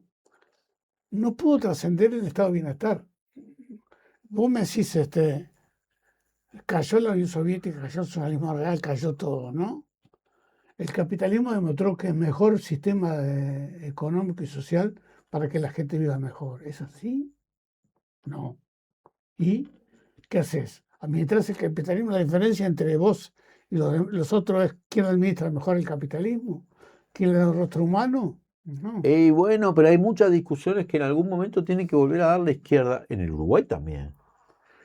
Por lo pronto hay que clarificar. Yo creo que si vos asumiste que el capitalismo, por ejemplo, es el objetivo, solo que... El fin de la historia, como dijo Fukuyama. ¿Ya está? Bueno, está. Entonces, eso te va a condicionar mucho, porque vos vas a poder plantearlo así. Sería justo, pero no hay condiciones, Eventualmente no hay condiciones en algunos casos, ¿no? Pero date cuenta, miralo en los números, miralo en las encuestas, miralo, lo dicen ahora todos los politólogos, ni siquiera que lo tenga.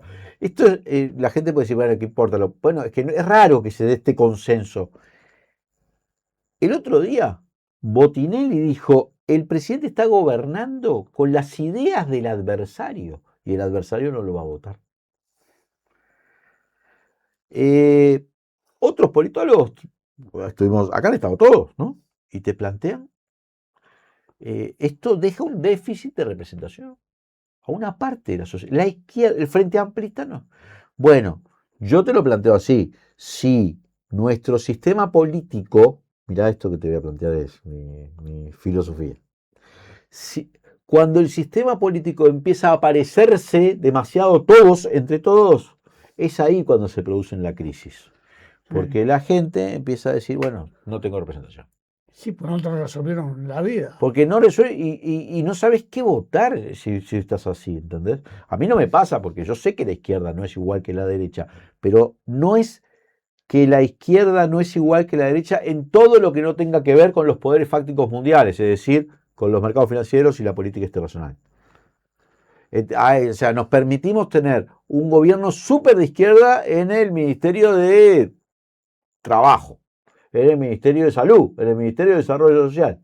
Pero lo que tiene que ver con la economía y lo que tiene que ver con la política internacional, no hay margen para nada. Bueno, entonces tenemos un problema central. Porque no es que lo otro no importe, pero no me digas que la economía, que es la base de todo, o la política internacional, que es cómo se inserta nuestro país en un mundo donde hay imperios, y con cuya...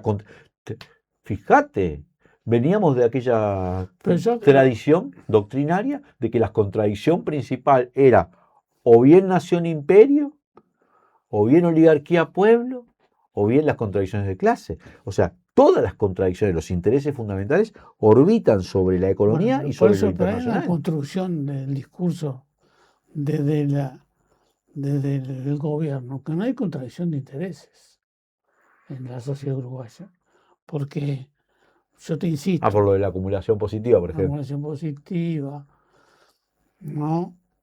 La unidad nacional, ¿no? Sí, seguro. Hay algo de eso, y hay gente que lo defiende, ¿eh? Y sí, claro. No mucho, pero, por ejemplo, cuando yo te mencionaba este artículo, había gente, yo estaba hablando, mirá lo que estaba hablando, de desconocer lo de las AFAP, que sé bien, no sé si es el blooper del año, como dice el Pacha, pero realmente es algo gravísimo, como acaba de decir Joselo, y lo otro, lo de la reunión con Marco Rubio, que creo que no hay nadie que lo haya defendido, abiertamente, ¿verdad? Estaba hablando de esas dos cosas. No. Y la gente que me quería atacar, porque no puede tolerar ninguna crítica, me decía, qué bajo caíste, Leandro, me decía. Lo que pasa es que a vos te gusta Daniel Ortega. Gente del Frente Amplio. ¿Qué carajo tiene que ver Daniel Ortega? ¿Qué carajo tiene? Es como tan ad hominem y además es tan menor desde el punto de vista intelectual. Pero además te conduce directo a una derrota. Eso. Ese es el problema. Que si vos le vas a responder a cualquiera que ejerza la sana crítica, que su problema es que vos estás a favor de la dictadura del proletariado o de Kim Jong-un, y sos un banana el que me dice eso. Porque ese no es el problema es que yo considero que acordar con el PIT-CNT y desconocer el acuerdo es una burrada. Estoy como Pacha dijo, blooper. Pero no solo es un blooper, es un disparate. Es tu base social. Y bueno, está esa lógica de que el gobierno para todos, el gobierno todos los uruguayos, no te van a votar los todos. No se enteraron. Si vos ves las encuestas, los todos no se enteraron de que estás gobernando para ellos y tenés un grado de desaprobación muy alto, ¿no? Entonces, yo que sé, hay que sentarse. No están tomando ni en serio las cosas. Estamos en el medio de la discusión de la rendición de cuentas. Tenés 45 días para discutir en el Cámara de Diputados y la mitad de los legisladores de la Cámara, es decir, no sé cuántos diputados y senadores del Partido Nacional, del Partido Colorado, de Cabildo Abierto, están de paseo por Israel en un viaje pagado por el gobierno de Israel. Sí, están desconociendo hasta... Pero Bueno, pero eso es una parte... Yo creo que hay una... No les importa nada, en lugar están discutiendo la rendición de cuentas. Pero escúchame una cosa, Leandro. El tema es que vos tenés que saber qué tenés enfrente, porque si vos te pensás que enfrente tenés amigos, ¿no? Y no tenés enemigos, estás equivocado. Porque con la SAFAP, por ejemplo, ¿qué hicieron? Movieron para que hicieran lo que hicieron, lo que hizo el gobierno. ¿Por qué? Porque afectaba sus intereses. ¿Y qué le importa al gobierno de la coalición de que el gobierno de la coalición no quiere, yo no creo que quiera que al país que al gobierno le vaya bien para que se pueden equivocar, porque no son muy diferentes los dos, pero te digo, pero los dos gobiernos, el anterior y este.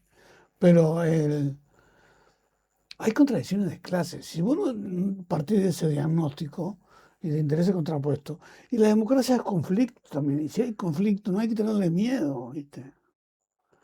Entonces ahí te animás a cosas. Si no te animás- Yo te daba el ejemplo de los desaparecidos y la marcha del 20 de mayo, pero ¿por qué? ¿Qué hiciste durante 20 años? 30, ¿cuánto lleva? 30 años, ¿no? Sí. Machacar, machacar, machacar, machacar, denunciar, denunciar, denunciar. Mostrar que era una política de Estado nefasta y fuiste convenciendo gente.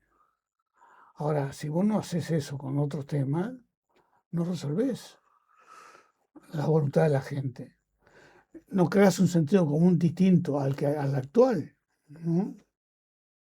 Yo la verdad que me tiene... Déjame Bueno. decirte algunas buenas noticias, porque también hay cosas, yo sé. Por ejemplo, por suerte, el gobierno anuló Los 170 pesos. los 170 pesos que la caja de profesionales había puesto en cada consulta médica. Bien, anulen eso. Esa es una buena.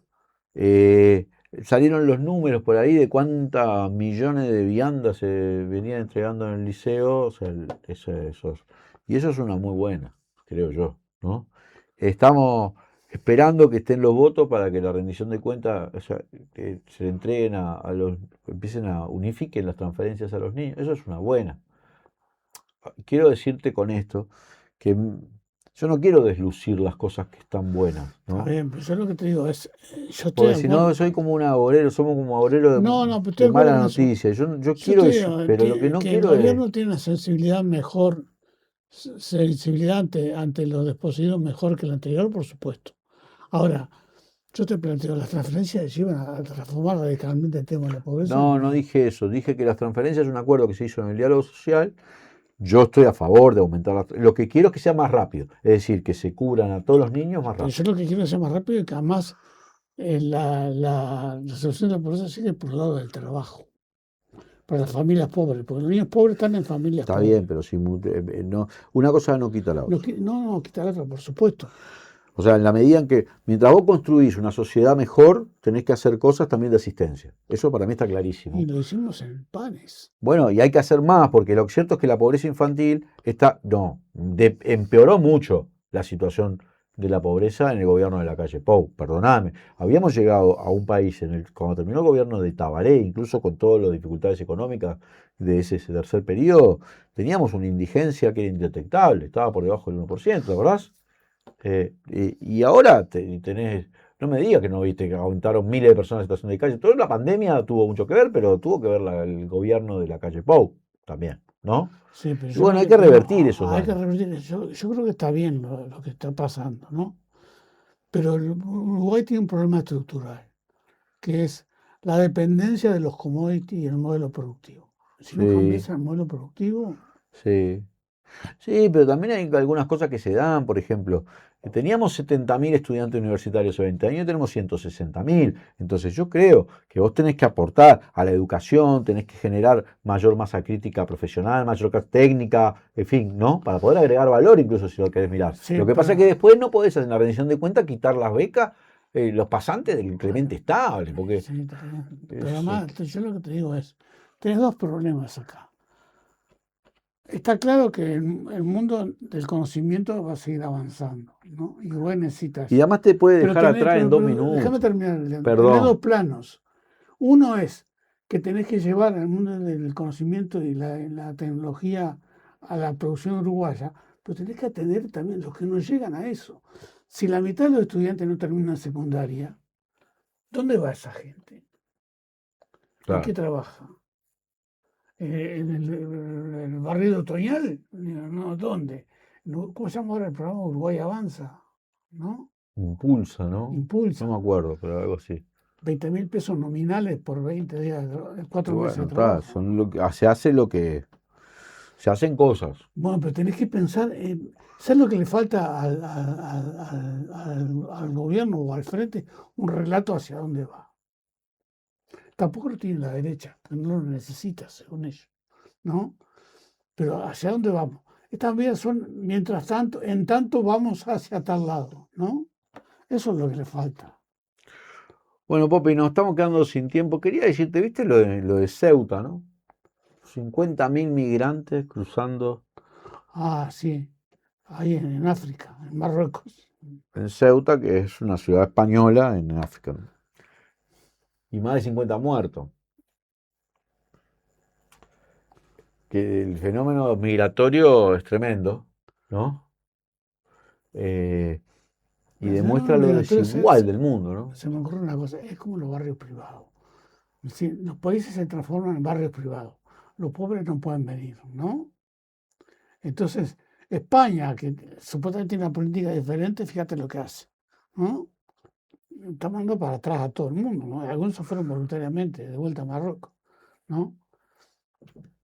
¿Cómo se llaman las barcazas que atraviesan el Mediterráneo? Pateras. Pateras, también. Entonces, esto es el capitalismo. ¿Entiendes? Las sociedades van, así como acá los ricos se aíslan, los países ricos quieren aislarse también, ¿no?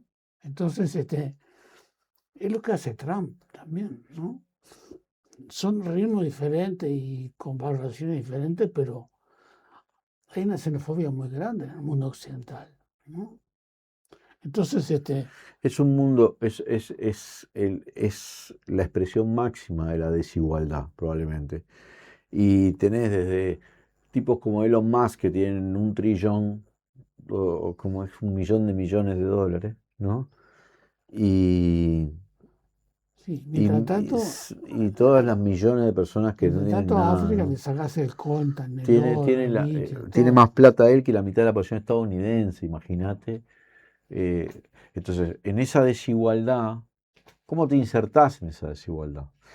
Y para mí lo primero, no cabe la menor duda de que hay que entender que el imperio y el imperialismo no son categorías antiguas, son muy actuales. Y ahora además a ese imperialismo se le añade, ya siempre estuvo esto dentro de su propia arquitectura, pero ahora a una cosa media extraordinaria, la hipertecnología, yo qué sé, llamale H, esto Pero que yo te decía cambia de los todo. dos niveles. ¿Sabes lo que está pasando? El nivel, la inteligencia artificial está sustituyendo a programadores, Sí. ¿no? Empieza a haber desocupación, despidos en la punta más alta del proceso uruguayo, en los servicios, por ejemplo, ¿no? Entonces, hay que. Hoy hablabas, hoy no, el viernes hablabas del Papa León XIV. Sí, León, creo que dije Luis XIV y la gente me Y corregía también porque Luis dijiste la XIV. estrella de Belén y la estrella de David. La estrella de David, no de Belén. la que usó Milei en la Milei, bandera. sí. Bueno, me están contando las costillas. No, pero dejate quiere decir joder. que te miran, que se te Sí, miran. bueno, pero es verdad, León XIV es el Papa. Habló de la inteligencia. El problema es la gobernanza de la tecnología. Y eso es lo que no está planteado, ¿viste? Que es lo que plantea el Papa, ¿no? ¿Cuál es la gobernanza? ¿Quién la va a gobernar? ¿Silicon Valley la va a gobernar? ¿Cómo se llama este Palantir? ¿Cómo se llama este? Peter Thiel. ¿No? ¿Quién va a gobernar? Entonces, esa es la discusión, ¿no? Esa es una discusión importante. Porque vos fijate los supermercados, las mutualistas, los tótem, los cajeros automáticos. Y qué ganancia del capital que no pagan. Por ejemplo, acá no pagan esas máquinas. Ahora que Bill Gates propuso un impuesto a los robots, no pagan BPS, no hay aportes. Popi, nos quedamos sin tiempo. Bien. Nos vemos el domingo que viene. Y nosotros nos vemos mañana en Legítima Mañana. Gracias a todos y todas las que nos han acompañado. Soy Leandro Lille, esto fue Legítima Defensa, segunda dosis. Sácate la antifaz, te quiero conocer. Un solo por el corso va buscando mi ansia. Tu risa me hace mal, mostrate como sos, detrás de tus